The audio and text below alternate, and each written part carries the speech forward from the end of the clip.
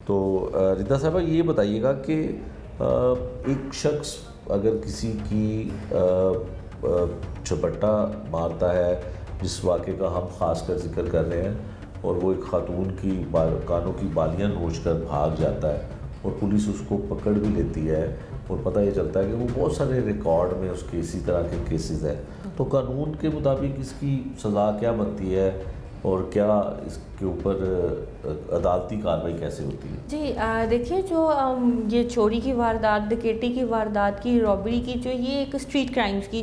زمرے میں آتے ہیں، ان کی سخت سے سخت سزائیں تو ہیں، پر منیمم سینٹنسز اگر ہم خالی چوری کی بات کریں، اگر چوری ہے، لیکن یہ ایک عام چوری نہیں بلکہ یہ مزامتی تھی نہیں، لیکن یہ ڈکیٹی کی واردات ہے، بالکل ایک ڈکیٹی کی واردات ہے، پر اس کی بھی زیادہ سے زیادہ سزا اس سچویشن میں 10 لاکھ تک ہے، مالیت پہ بھی ڈپینڈ کرتی ہے، تو یہ کوئی اتنا بڑا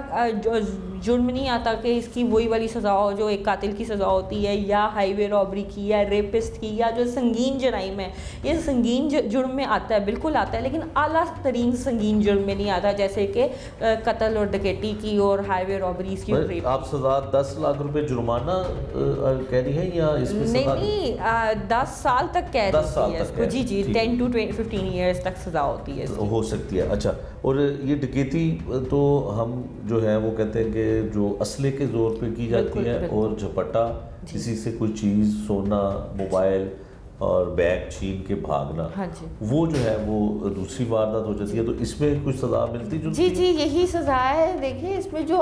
ڈکیٹی کی واردات ہے نا، اگر تو یہ 2 لوگ کریں یا 5 لوگوں سے زیادہ لوگ کریں نا، تو پھر سزا بڑھتی ہے۔ اگر 2 لوگ کریں یا 3 لوگ کریں، 4 لوگ کریں، یا سنگل بندہ کرے، اوکیجنل ڈکیٹی کی جو اسٹریٹ کرائمز میں آتے ہیں، ان کو پیشہ ورانہ ڈکیٹی کہتے ہیں، تو اس کی 10 سال سے 15 سال تک سزا ہوتی ہے، اگر کسی بندے کی جان کو نقصان نہیں ہوا تو۔ ٹھیک ہے، رضا صاحبہ یہ بتائیے گا کہ ایسے لوگوں کو گرفتار کرنے کے لیے جب کرائم کنٹرول ڈپارٹمنٹ چھاپے مارتا ہے، ریڈ کرتا ہے، مزاحمت ہوتی ہے، تو ملزمان مارے جاتے ہیں، تو کہا تو یہ جاتا ہے کہ یہ مقابلہ تھا نہیں، بنا دیا گیا، تو ان کی سزا یہ بنتی ہے؟ کن کی سزا؟ ڈاکوؤں کی؟ نہیں جی، دیکھیں، پہلی بات کہ یہ ڈاکو ہیں یا نہیں، یہ کون ثابت کرے گا؟ یہ عدالت ثابت کرے گی۔ عدالت میں پراپر ٹرائل ہوگا، ایویڈنسز ہوں گے، ثبوت ہوں گے، گواہ ہوں گے، اور صرف ایک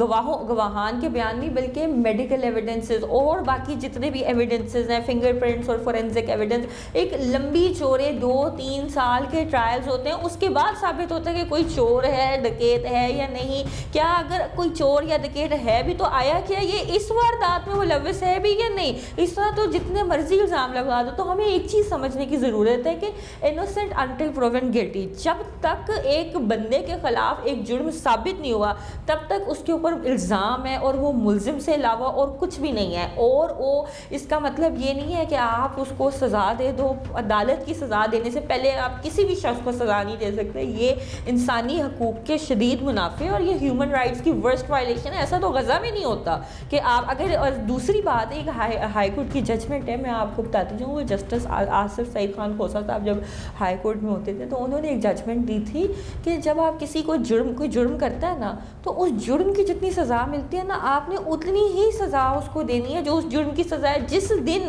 اتنی سی بھی ایک ماشا سزا بھی اس کو زیادہ دے دی تو اس دن وہ مجرم نہیں بلکہ خود جو ہے وہ وکٹم بن جائے گا۔